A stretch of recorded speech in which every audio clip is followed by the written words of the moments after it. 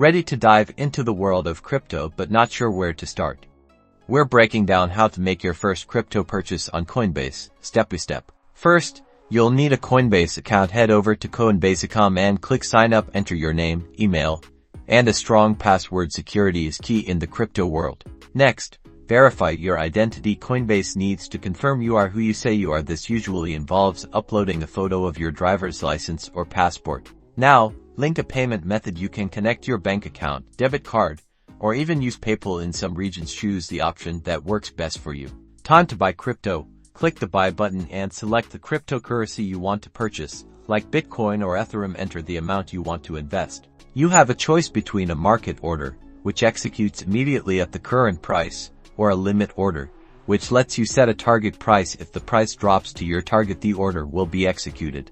Super important, enable two-factor authentication.